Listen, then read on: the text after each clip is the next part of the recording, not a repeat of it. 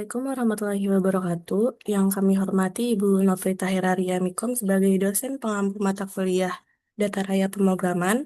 Di sini kami dari kelompok 9 akan mempresentasikan makalah kami yang berjudul Analisis Komentar Pengguna Instagram terhadap konten edukasi keuangan menggunakan NVivo. Boleh di-scroll ke bawah?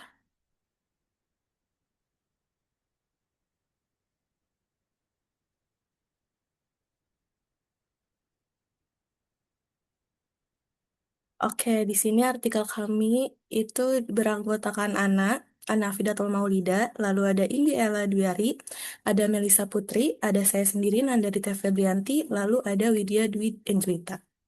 Oke, untuk materi selanjutnya boleh kepada rekan saya dipersilakan.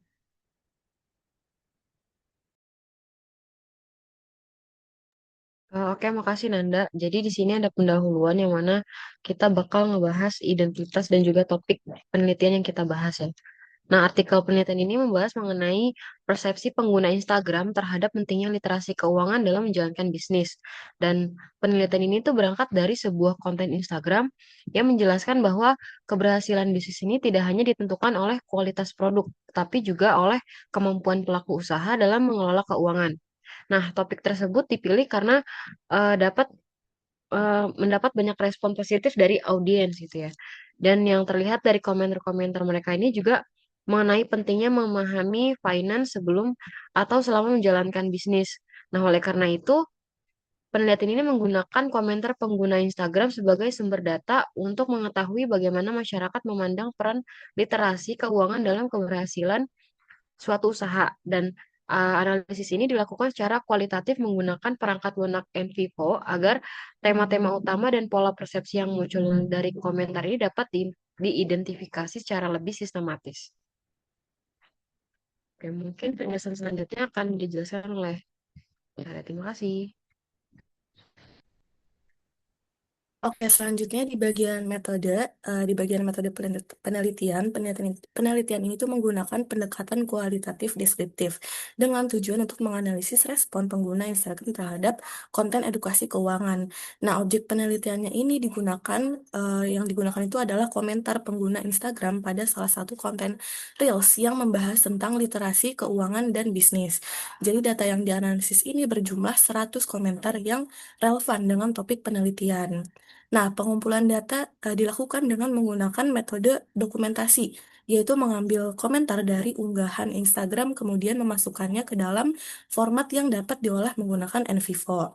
Nah, sebelum dianalisis, dilakukannya proses data cleaning untuk memastikan data yang digunakan ini berkualitas, seperti menghapus komentar yang tidak relevan, data duplikat, dan juga memperbaiki format teks.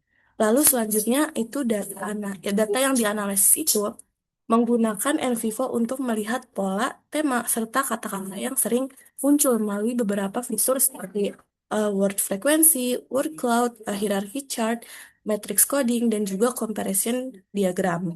Nah, di dalam penelitian ini, etika penelitian juga diperhatikan dengan menjaga privasi pengguna, yaitu tidak mencantumkan identitas akun dan hanya menggunakan komentar sebagai data untuk kepentingan akademik.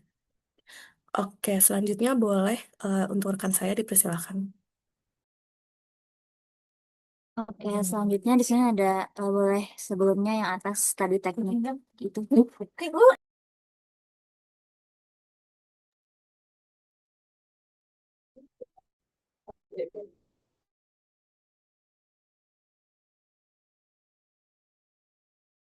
Oke, selanjutnya di sini ada teknik analisis data menggunakan NVivo. Nah, yang pertama itu ada word cloud.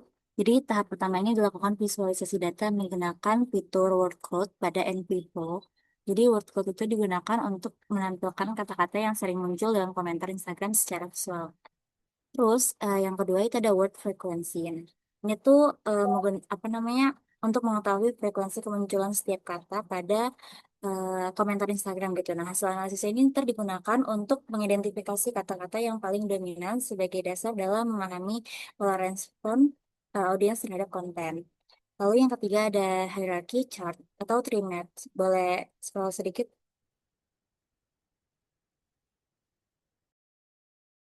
Oke, yang mana hierarchy chart atau tree maps ini tuh digunakan untuk menampilkan distribusi frekuensi kata dalam bentuk visual. Nah, diagram ini tuh membantu menunjukkan proporsi kemunculan setiap kata sehingga kata-kata yang dominan dapat terlihat dengan lebih jelas.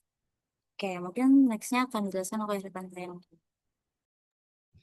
Oke, selanjutnya saya akan menjelaskan bagian hasil dan diskusi dari artikel kami. Nah, untuk memahami bagaimana audiens itu merespon konten edukasi keuangan ini, kami melakukan analisis menggunakan fitur word frequency, word cloud, dan hierarchy chart di NVivo.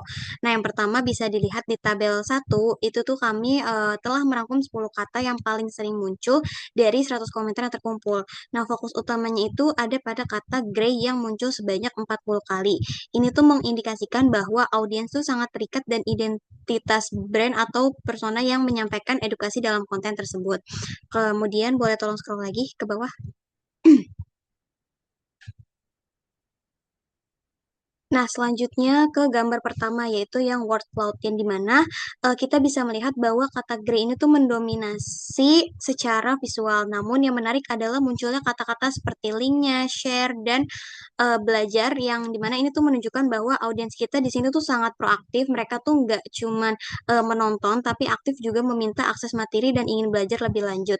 Nah, ini tuh sejalan dengan konsep literasi keuangan dari OECD yang dimana bahwa audiens yang melek finansial itu punya motivasi tinggi untuk mencari informasi yang lebih dalam. Boleh tolong di scroll lagi?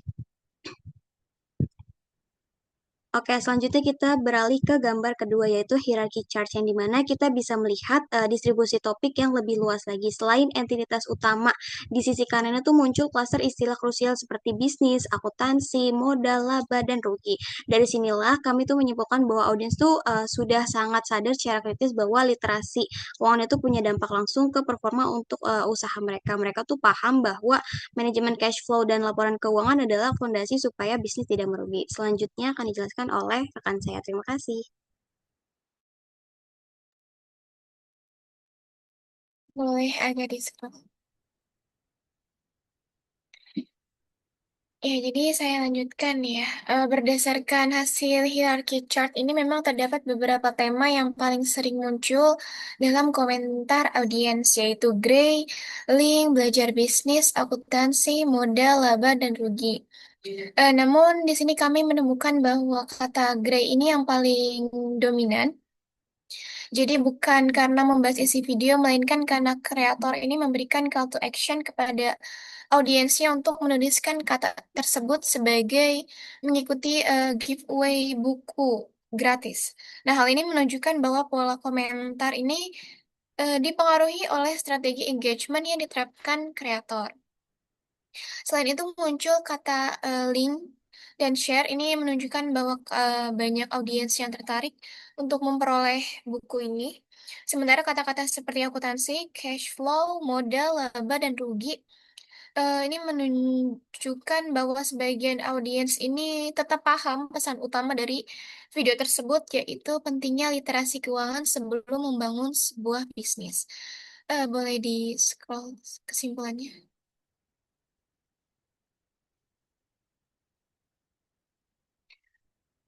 Di pembahasan. Maaf. Ya, berdasarkan pembahasan ini, kami menyimpulkan bahwa di pembahasannya, coba scroll ke atas lagi.